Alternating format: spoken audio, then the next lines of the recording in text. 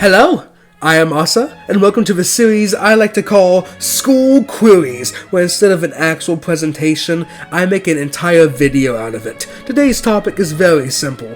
What is a lyricist, and what is the education for a lyricist? All info came from the American Theater Week, with the interview of Sheldon Harnick. This seems to be pretty short, so let's get into it. Let's start off with a brief rundown of who Sheldon Harnick is, so you know who we got all this info from.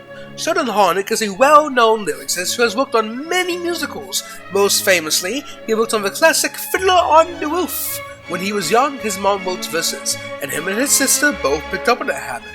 He did not know anything about theater until he was drafted into the army, and he went out to see some shows with friends. Originally, he was wanting to be a professional violinist. Writing skits and lyrics with friends, however, and even being in orchestra for a show, it all intrigued him. So in the end, Sheldon Harnick went off to New York and became a great lyricist with no education on it. We'll discuss education later. A lyricist, by definition, is a person who writes the words to go with the music. A very simple definition. Sounds easy, right? Wrong! There are many tough things about being a lyricist. Being a lyricist is a very collaborative job. One of the main jobs a lyricist works with is obviously the composer. This does not mean the music always comes first, though. Depending on who you work with, the lyrics could come first and then the music. A composer gives the lyricist the emotion of the song, and thinks that they need more or fewer notes to say what they need to say. Something to learn from lyric writing is that you should not think of melodies when writing them. If you do, it will conflict with the composer and could start arguments, so it is best to focus on rhythmic patterns of the lyrics. Another job that a lyricist works with is the librettist, a person who writes the text of an opera or other long vocal work. The librettist has meetings with the lyricist, discussing the key moments that need to stay, and could be songs. Another thing that a librettist needs is to be generous. A lyricist could look at a scene and say, this would work better as a song, and the librettist simply has to say, be my guest.